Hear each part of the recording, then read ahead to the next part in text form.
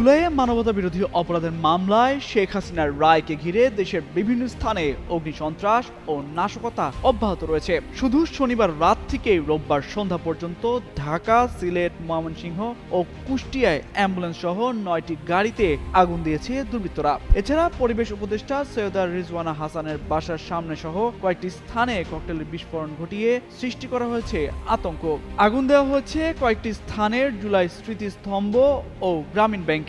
এমন পরিস্থিতিতে নাশকতা দমনে কড়া বার্তা দিয়েছে সরকার। স্কিন শুষ্ক রুক্ষ হয়ে যাবে বলে কি বাইরে যাবে না? জাস্ট 1 2 3 4 করো, স্কিনটাকে রিভাইভ করো।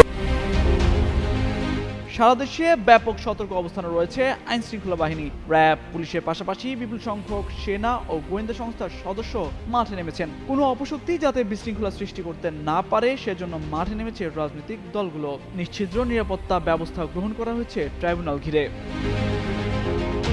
এদিকে রোববার দুপুরে বরিশাল পুলিশ লাইন্সে এক অনুষ্ঠানে স্বরাষ্ট্র উপদেষ্টা অবসরপ্রাপ্ত লেফটেন্যান্ট জেনারেল মোহাম্মদ জাহাঙ্গীর আলম চৌধুরী বলেন, ট্রাইব্যুনালে যে রায় হোক তা কার্যকর হবে। বর্তমানে আইন শৃঙ্খলা পরিস্থিতি খুব ভালো কিংবা খুব মন্দ নয়, মাঝামাঝি পর্যায়ে আছে। সামনের দিনগুলোতে যেন কোনো ধরনের সহিংসতা কিংবা অপ্রীতিকর ঘটনা না ঘটতে পারে সেই ব্যাপারে যথাযথ নির্দেশনা দেওয়া হয়েছে।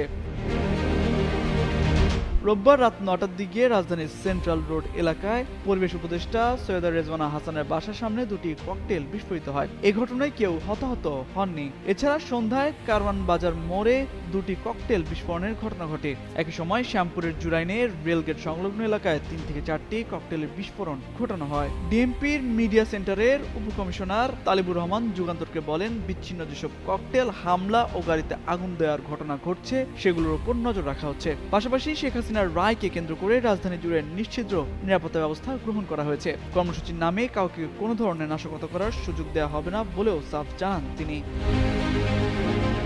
এদিকে রায় ঘিরে প্রস্তুতির বিষয়ে জানতে চাইলে ডিএমপির কমিশনার শেখ সাজেদ আলী যুগান্তরকে জানান, কোনো নাশকতার আশঙ্কা নেই। যারা নাশকতা করবে, গাড়িতে আগুন দেবে বা পুলিশকে লক্ষ্য করে ককটেল নিক্ষেপ করবে তাদের গুলি করা হবে। কেউ বাসে আগুন দিলে ককটেল মেরে জীবনহানির চেষ্টা করলে তাকে গুলি করার বিষয়টি আইনেই বলা হয়েছে বলে উল্লেখ করেন তিনি।